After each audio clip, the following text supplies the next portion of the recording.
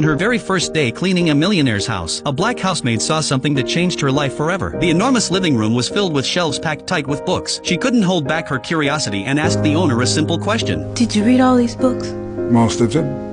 Why? His answer made her realize something powerful. Knowledge could truly change a person's destiny. That night, when she got home, she turned off the television. She sat down and made a learning plan for her children. She told them they had to finish 2 books every week, and on weekends they needed to write a report about what they had read. If you use that time to develop your God-given gifts, wouldn't be long before folks was watching you on TV. Those words sank deep into her son's heart. From then on, a boy named Carson studied late into the night, but even with all his effort, he was still at the bottom of the class. When his teacher asked how many questions he had answered correctly on the exam, he whispered, "None." The classroom erupted with laughter. Carson lowered his head in shame. Every day after school, he avoided his classmates so he wouldn't face their stares, but the teasing never stopped. Finally, he lost his temper and got into a fight. He was sent to the principal's office. When the principal demanded an explanation, Carson said it was an accident, but no one believed him. The principal pulled out his report card and handed it to his mother. It was filled with nothing but D's and F's. He warned her that if things didn't change soon, the school would have no choice but to expel him. On the way home, Carson was overwhelmed with guilt. He promised his mother he would never fight again, but when it came to grades, he wasn't so sure. He had already tried his hardest, and maybe his classmates were right. Maybe he really was dumb, but his mother looked him in the eyes and said firmly, "You're not dumb, my son. You are smart. You just haven't used your intelligence yet. But if you keep these grades, you'll spend your whole life scrubbing floors in a factory." Her words shook Carson to the core. He vowed to change, to prove himself to his mother. Yet no matter how hard he worked, his grades didn't improve. Then one day, his mother noticed something strange about the way he read. She soon discovered the truth. Carson was severely nearsighted. She didn't hesitate. She broke open her savings and bought him his first pair of glasses. For the first time, the words on the board came into focus. For the first time, his eyes locked onto the pages of his books. Slowly, his grades began to rise. The day he finally passed an exam, his mother's joy was beyond words. From that moment on, Carson started to love learning. He read late into the night at the library. He read in his dimly lit bedroom. He even read in the bathroom at home. Anywhere he could, he studied. Soon, his grades improved dramatically. When he brought home his very first A, he rushed home after school, eager to share the joy with his mother. But she told him calmly, "If others can do it, you can too, and you can do even better." Those words became his driving force. Carson pushed himself harder than ever. The first time he stood at the front of the class to be praised by his teacher, he felt something he had never experienced before. It lit a fire inside him. As time passed, his hunger for knowledge only grew. He became fascinated with everything, even a simple pebble on the ground. His curiosity drove him to read every book he could find about rocks. That curiosity paid off one day in science class. The teacher held up a black stone and asked if anyone knew what it was. The room was silent. Then Carson raised his hand. "It's obsidian," he said, and went on to explain how it formed. His explanation was so detailed that even the teacher learned something new. From that day on, his classmates saw him differently. After class, the teacher showed him a microscope